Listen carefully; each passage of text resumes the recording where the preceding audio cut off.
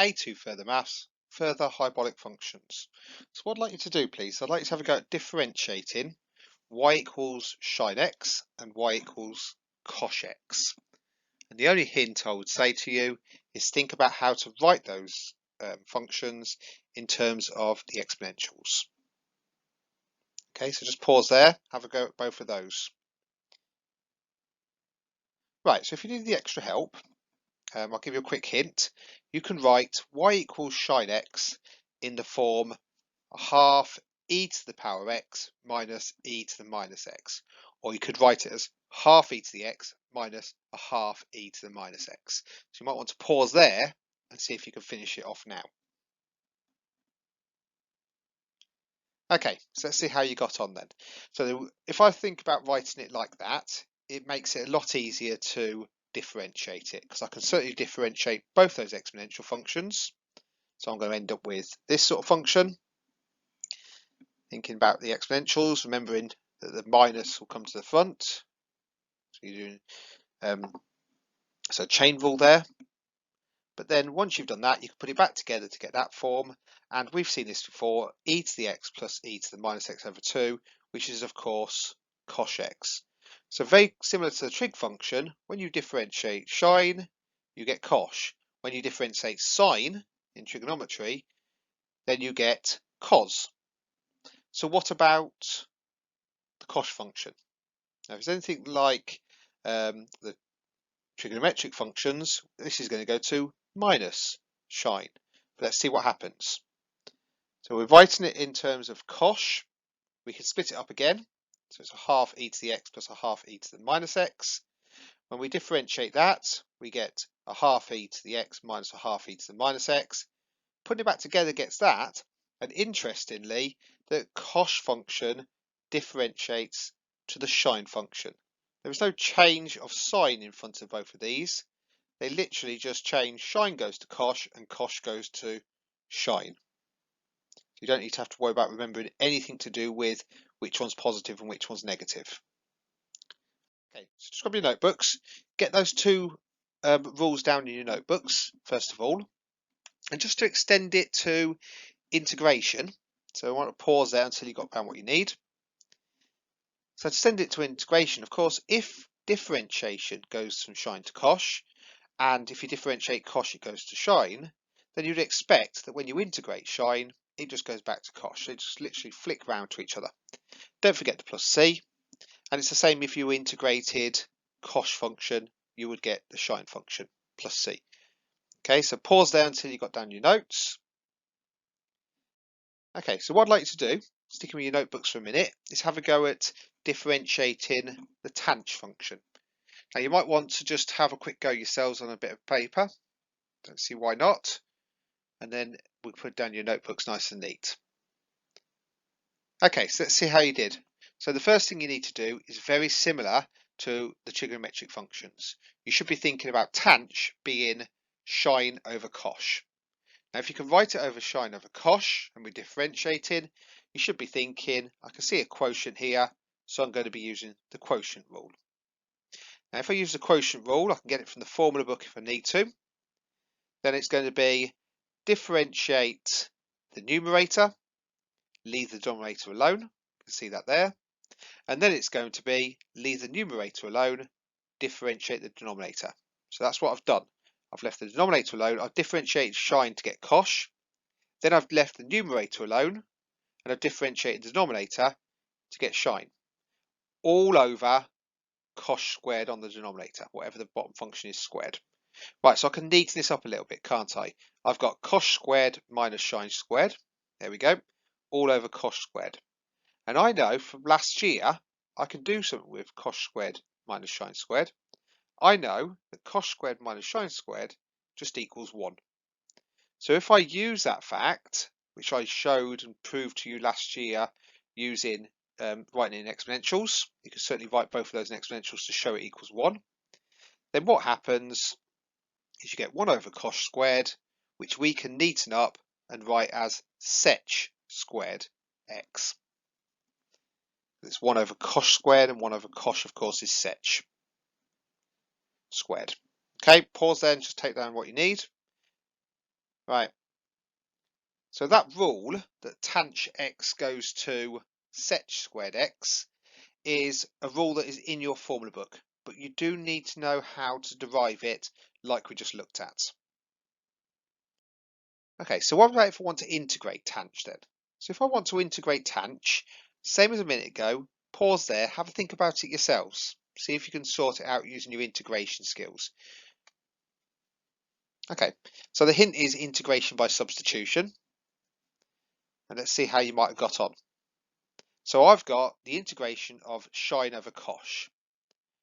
I've noticed that if I let u equal cosh x on the denominator, then why would I do that? Because it means I can write it as sine x over u dx.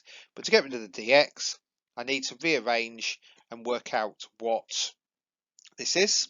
So if I do that, I can see that dx can go over this side. I can write it as 1 over sine u du equals dx. And the 1 over sine u, which is quite good, sine x, is going to mean it's going to cancel with that sine x. So I'll put it all together. So that is going to equal sine x over u, where the cos x has been replaced with u. And then I can put this bit in to replace the dx. So I've got 1 over sine x du. Right, so what happens? These two parts will cancel out, leaving you 1 over u du. And therefore your answer will be ln u plus c, or the ln of cos x plus c. Now, for the eagle eyes amongst you, you would have noticed that you could have used this fact. Because this part here, the denominator, differentiates to make the numerator, I could have just used that formula from our formula book straight away. The other interesting fact about this formula is when it's true, right, when this differentiates to make the numerator, you write it as ln modulus f of x plus c. Notice there's no modulus signs here, and you've got to be thinking, why would there be no modulus signs there? And you'll be right in thinking that the modulus signs make this function positive, but cos x is always positive. Cos x looks a bit like a quadratic curve cutting through 1, but it is always positive. Okay, so make sure you've got that formula down in your notebook, but again, same as when we differentiated it, you must be able to derive it. That's absolutely vital. Okay, so what I'd like you to do, please, using those similar skills, can you have a go at differentiating those three functions? So pause, have a go yourselves, and let's check your answers. Okay, so hopefully you wrote each of them as a quotient, so therefore you could use the quotient rule. So if you use the quotient rule, in this case, we would have leave alone differentiates. Okay, but because you differentiate 1, that just goes to 0, so 0 times sine is 0. And then you could have leave alone the numerator, which is 1, differentiate the denominator, which is where sine goes to cosh. So what happens then? Cosh over sine. Notice I've separated it out with the multiplication sign. I'm allowed to do that because the numerators times together to make that numerator, and the denominators times together to make sine squared x. Why would I do that? Because I can see here that I've got cosh over sine, which is going to be just coth, sorry. And then you've got 1 over sine, which is going to go to cosec. So dy over dx for that gradient function goes to minus coth x cosec x. Let's see how you got on with this one. Very similar. All right, so notice that you're going to get differentiate, leave that alone, differentiate the 1, so that disappears, that's a 0 there, minus, leave that one alone, differentiate that. So it's very similar to last time, except this time you've got a sine on the top and a cosh squared on the denominator. Split it up, just to show we've got the same functions. Oh look, sine over cosh is going to get you tanh, 1 over cosh is going to get you sec. Remember, it's a third letter rule. Third letter C is cosh.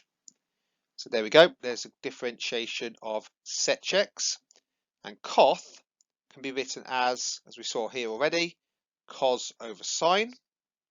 So this one you would want to be thinking differentiate the numerator, leave the denominator alone. So that's where we get shine squared.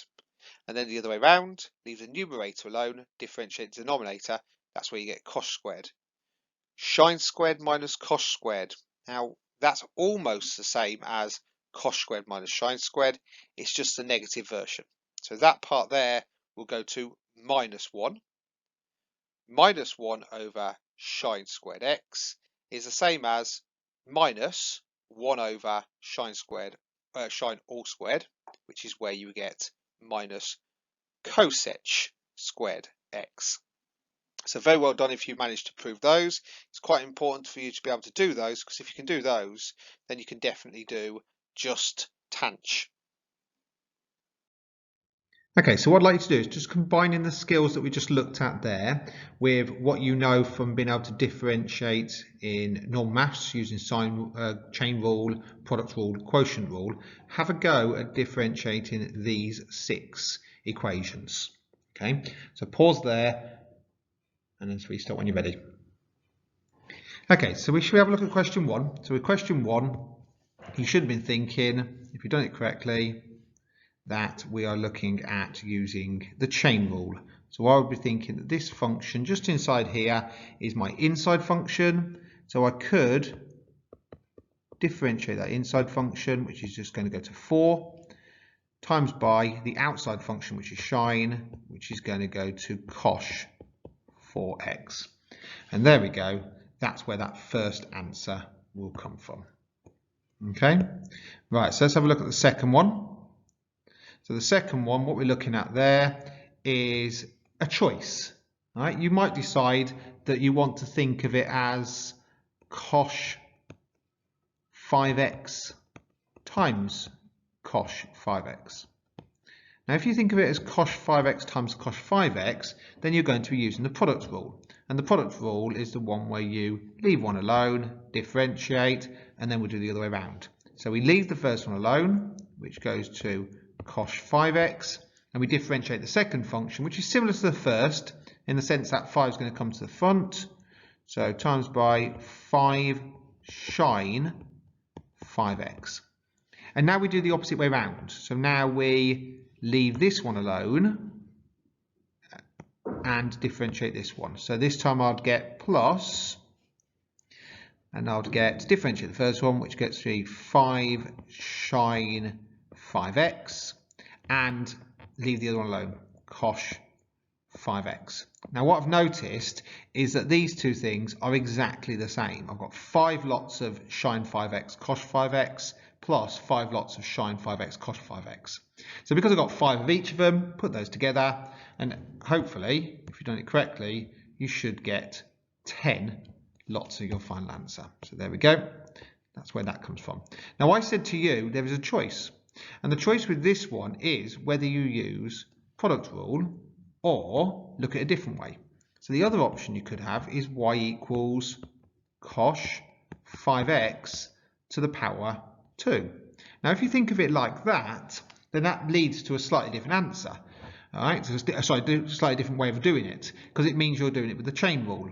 So if I do it with the chain rule, I differentiate my inside function first, and that's going to go to 5 shine 5x, and now I differentiate the outside function. Now the outside function is something to the power 2.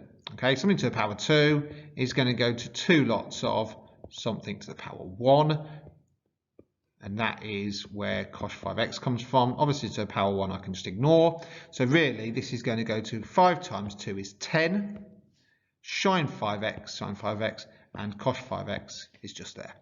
So it leads to exactly the same answer, just a different way of doing it, using the chain rule. No right way of doing it, just make sure you can do both, in case one method is more efficient than the other.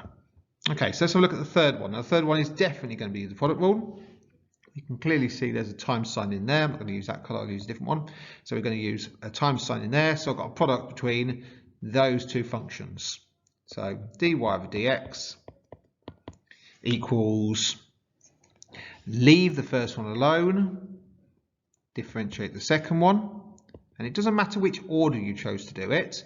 So if you did it this way round, shine goes to cosh, of course, and then plus the other way around. So now I'm going to differentiate the first one and leave the second one alone. But it didn't matter whether you did differentiate and leave alone first. So that's 3x squared, that's shine x. Now I can factorise slightly because I can see an x squared appears in both of those. So I can pull those out, which is where that final answer comes from. But it doesn't matter, like I said, which way around you do this differentiate and leave alone idea.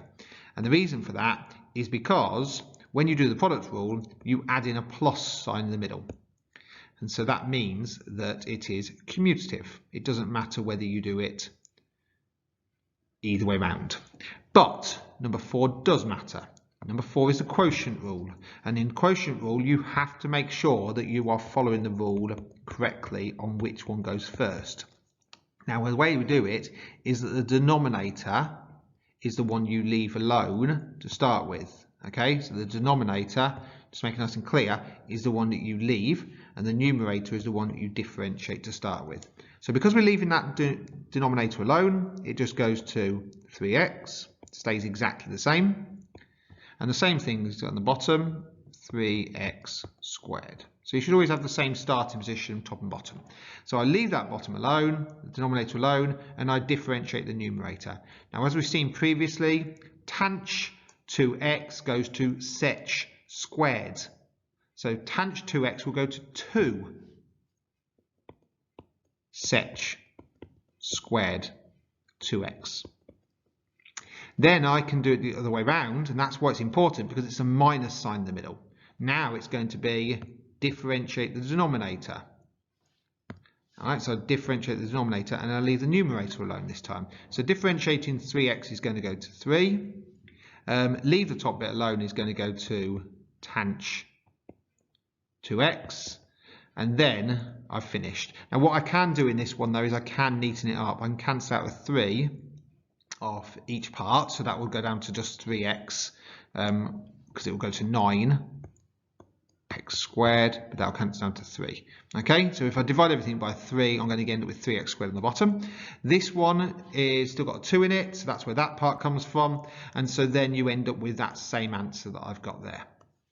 Okay, right, let's look at number 5. So number 5, I'm going to be just using one of those previous bits of knowledge. Now, this is not given to you in the form book, so you may have to either remember it off by heart, maybe the examiner will give you one of these, or you can use the skills that you just did, which is using the quotient rule to figure out what the x is. So you can do that straight away if you prefer. You could rewrite it as y equals 1 over cosh x squared, and then you can use the quotient rule. Okay, that is a choice. The other choice is using that previous bit of knowledge and knowing that if I did sech x, it goes to minus tanh x sech x. Okay, so we know that from the previous bit. So just check through your notes. So I can do it straight away from that. I've also noticed that it's chain ruled, so I'm going to have a 2x at the start. So 2x at the start, and then I do sech of whatever, and it's the sech that goes to minus a tanh lots of whatever sech of whatever. Okay, now that whatever in this case is x squared. It's the inside function, so I can put that back in, and that's going to be my final answer. So hopefully, let me get rid of my mess, you get the same answer as what I've just got there. Okay, right, this is similar to the last one, because in the last one you are looking at a combination of using those previous bits of information. So for example, on this one I can see that I've got sech twice. Okay, so I can see that I've already used sech, I already know what it goes to. But also I'm going to use the fact that coth goes to minus sech squared x. Now I can't combine these in any way because one's got 2x and one's got 3x. So I'm going to have to use the product rule. So when I do this, I'm going to try squeezing it up here. So let's have a look. I know that I can leave the sech 3x alone and differentiate the coth. So coth is going to go to minus cosech squared x, or 2x in this case. And because it's 2x, I'm also going to get 2 at the front. So I need to make sure I've got that bit. And then I'm going to deal with, leave the other bit alone. So I've got sech 3x. So I've differentiated that and I've left that alone, okay? Plus the other way around. So I'm going to leave the first bit alone and differentiate the second. This one's a bit of a pain because this goes to coth 2x, left alone. Differentiating the sech is using the same information as we had a minute ago, where we've got chain rules, so it's going to be 3 lots of, and I'm going to get tanh, and I'm going to get sech, and so on. Okay, now once I've done all that, I can neaten some of it up. So I've got tanh 3x, sech 3x. So I can neaten some of it up because I notice there's a sech 3x that's appearing in both, there and there. So I can neaten it up, and it should lead to, hopefully, some results like that. So very well done if you manage to get those results on that board. Okay.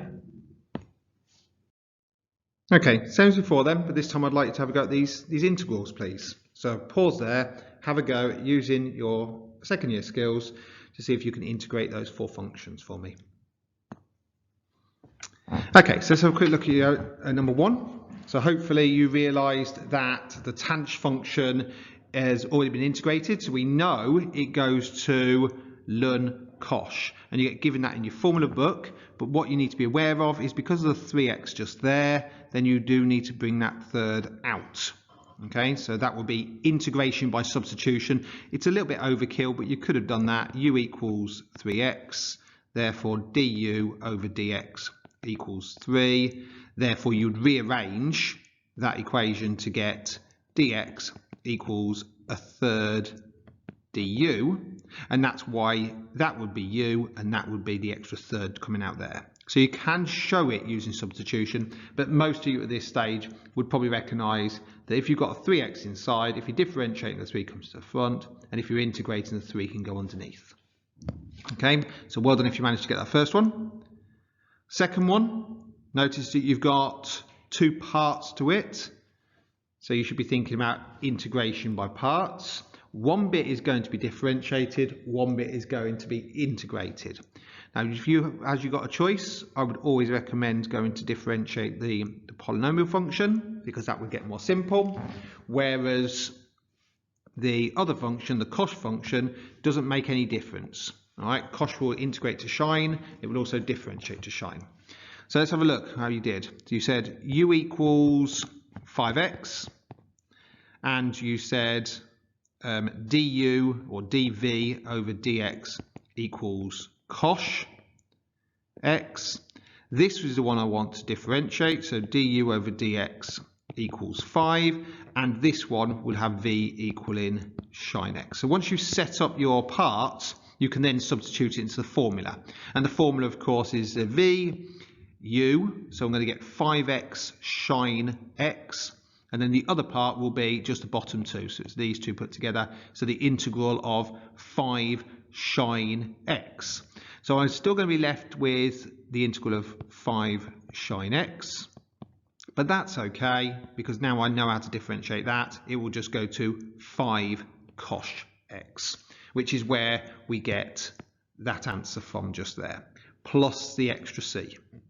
Okay, so you can see it's got that part and that part put together first, and then it's got that part and that part put together, but then you integrate it again.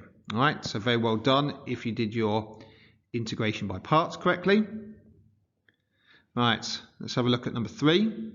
So for number 3, interesting, you've seen these things before hopefully, and you should think, right, I could use parts, but the problem is I'm going to be stuck with this cosh 2x to the power 4, and I don't know how to deal with cosh 2x to the power 4. So the alternative answer will be noticing that you've got something to the power 4 here. Okay, the inside function, the cosh 2x, differentiates to something very similar to shine 2x. Now, because those two are related in the sense that that differentiates to something very similar to that, means that you should be thinking more along the substitution route. Okay, and that is exactly what we're going to try doing. So I'm going to let u equal cosh 2x. Okay, because then I know that that part there is going to be equaling u to the power 4. Okay.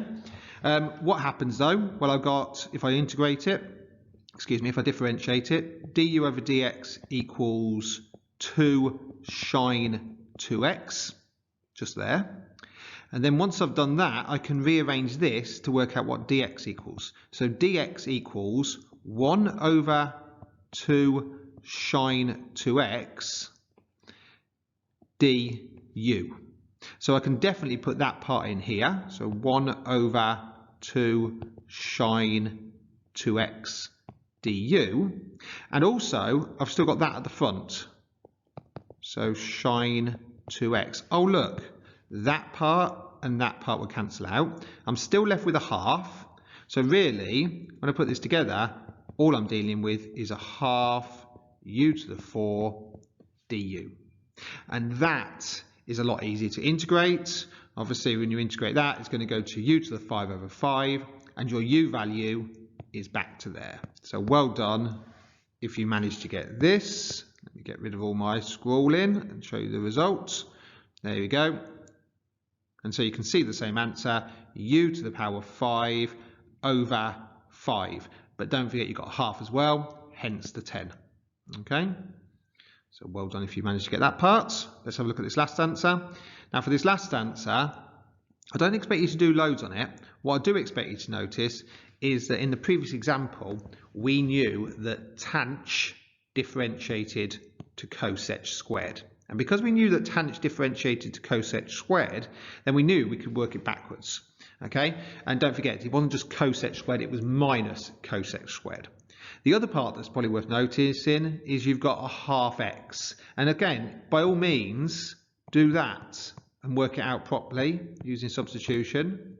All right, there's nothing wrong with you doing that at all. So that's going to go to a half. So therefore, we notice that du equals 2 dx.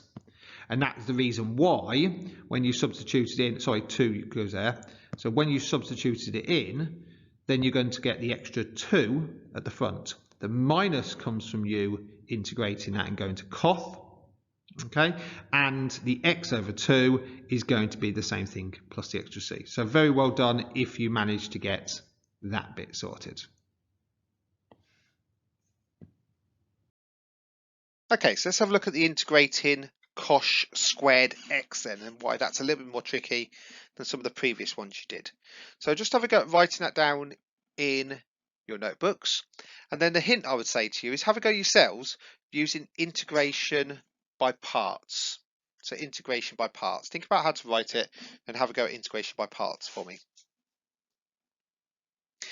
Okay, so let's see how far you got then.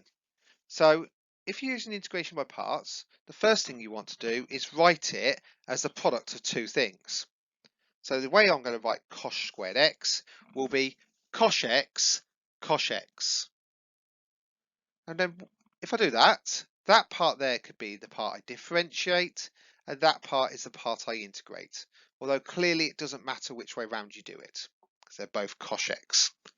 So if I do that, the integration of cosh x goes to sine x, and the integration of cosh x also goes to sine x. So now I can substitute the parts in using the product rule. So I got cosh squared x equals cosh x sine x minus these two times together, which is where you got the integration of sine squared x. So it seems like you haven't actually improved it. You started off with the integration of cosh squared x, and you ended up with the integration of sine squared x. So you haven't actually helped yourself out at all. You've just gone around in a bit of a cycle. So what I could do is I've got two choices. I could try integrating it again, in which case I would end up back with a cosh squared, and maybe I could do something with that. Or the other thing I need to do is I could use my my hyperbolic identities. So the hyperbolic identity that I'm going to use is the one I just looked at earlier on, which is cosh squared minus sine squared equals 1. And if I rearrange this to make sine squared the subject, then what I end up with is this. And if I actually work this part out, I'm going to end up with this sort of integral. Now this part and this part are the same. And in fact, that's what I want to work out. So what I can do is I can do a bit of rearranging. I could consider taking this to this side and ends up with 2 of them. This part of the integral I can definitely calculate, and in fact that's what I'll work on first. The integration of 1 dx is going to just get me x. That part there I can take to that side, and this might be the first time you've seen one of these type of integrals where you can actually rearrange it and get 2 of those on that side. How do I get rid of the 2? I can take it to this side, and then at the very end of the integral I can put in that plus c. Okay, if you put the plus c in there, you would end up with 2c at the end. Not an issue, but it's a bit neater to add it at the very end with just plus c. Okay, so what I would like to do, just using some of my calculus skills that you just learnt, to see how you might answer a question using some of the skills on stationary points that you've learnt in your normal maths. So get that exam question down in your notebooks, and we'll have a look together how to write the model solution. Okay, so I've looked at the question and I'm considering some of the key words. I can see it's talking about a stationary point. So somewhere straight away I'm going to be considering writing down dy over dx equals 0 is a stationary point, making sure I don't lose any silly marks by not writing out that part. Prove that the curve has exactly 1 stationary point. So the other thing I'm considering is making sure I do that differentiation. So I write this down straight away so that if it's part of your mark scheme in the exam, you don't lose out on any silly marks. So a stationary point implies that dy over dx equals 0. So the first thing I'm going to do then is calculate dy over dx. If I differentiate this function, what does it go to? 6, cosh goes to shine goes to cosh, 2x goes to minus 2. Right, I'm looking for when does that equal 0. So a stationary point is when it equals 0. We're looking to prove it only has 1 stationary point. So hopefully I'm trying to show this has just 1 solution. So now that I've got that, what I'm going to use is their exponential form again. I've got nothing else I can do. I can't put the shine and cosh together. I can't rearrange it and make it into a tanh because I've got the minus 2 messing me up. So I'm going to go back to this sort of idea of writing in exponentials. What do I get then? Well, I got 6, lots of that one. So the 6 and the 2 make the 3. So I've got 3e to the x minus 3e to the minus x. I've got 4 of the cosh, and the 4 and the 2 cancel to make 2. So I can see I've got minus that one and minus that part, minus 2. So there we go. What can I do with this? Well, as you've seen again in our previous exercises, when we were rearranging to make it in the logarithmic form, we can multiply by an e to the x to make this a little bit easier to work with. So that would go to e to the x squared. These will just cancel down to just 3 in that case. E to the x squared, that will cancel down to just minus 2, and that will get us minus 2 e to the x. So that's what I've done here. I've rearranged it and simplified it. Okay, so I've simplified it first. I haven't multiplied by e yet. So I'll put those parts together and put those parts together. Now if I multiply by e to the x, I can see I'm going to get e to the x squared minus a 5 minus a 2. Why would I want to do that? Because now I've got a quadratic equation, a hidden quadratic. I've got u squared minus 2u minus 5. So if I factorise it or use the formula, I get 2 possible answers. E to the x equals 3.449 and e to the x equals minus 1.449. Not really interested in those results. I'm not interested in leaving an exact form. And the reason for that is because the question's only asking us to prove it has exactly 1 stationary point. And hopefully you realise that that solution there is not possible. The exponential curve, as you know, is always positive, so we can ignore that, and hence 1 stationary point when x equals ln of 3.45 to 3 significant figures. Okay, so pause there if you still need to take any notes. Okay, So just moving on, before we can practice any more of our integration and differentiation skills, we need to have a look back at some of the identities. So we've got some more identities to play with. So what I'd like you to do, please, using the skills of writing in exponential form, can you prove those two identities? Have a go yourselves. If you want to put them straight down in your notebook, you can do.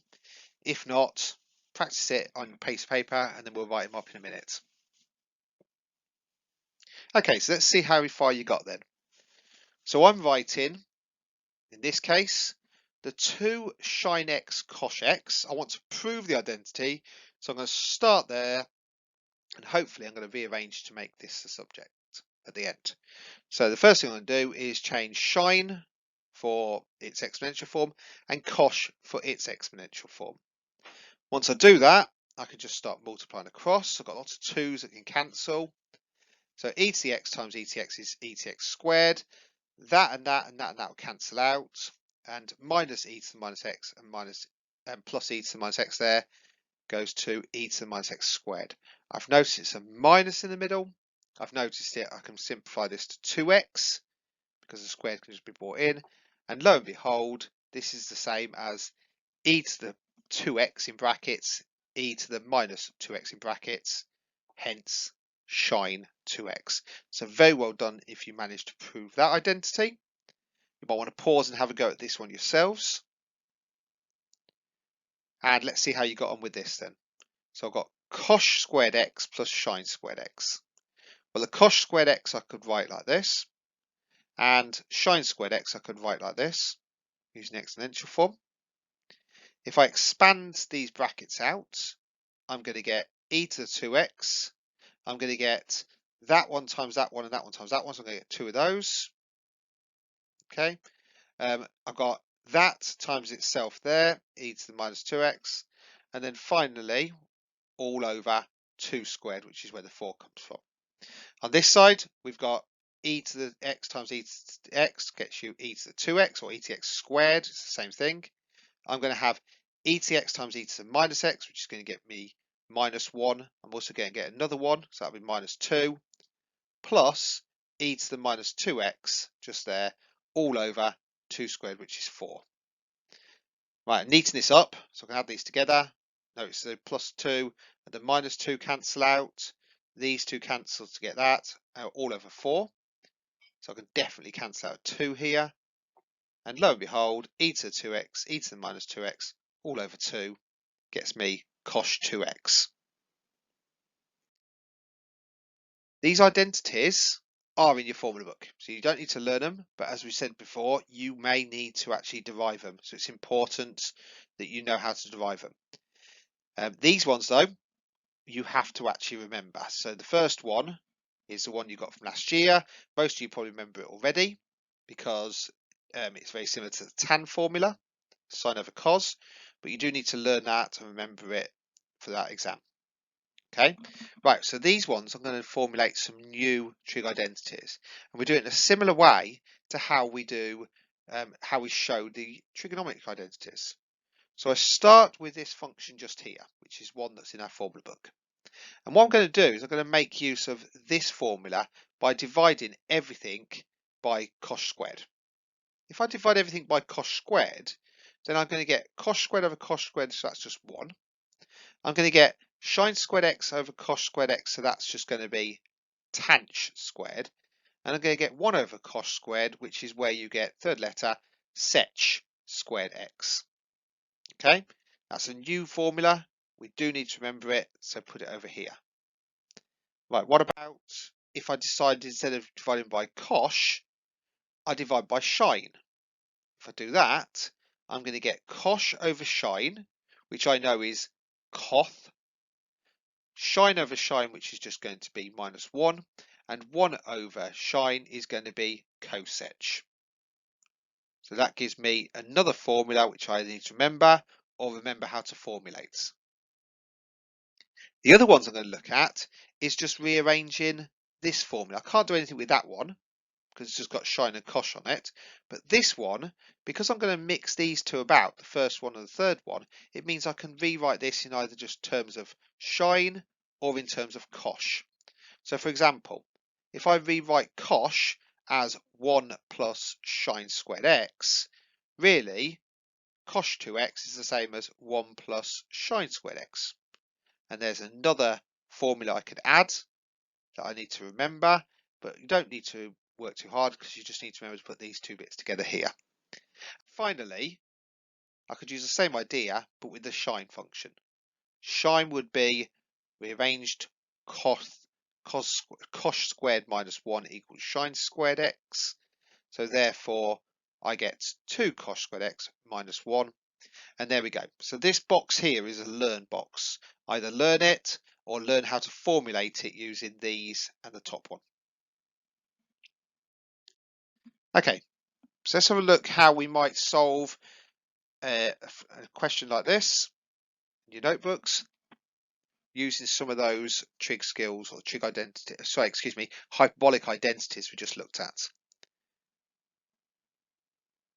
Okay, so if you want to have a go yourself, pause there.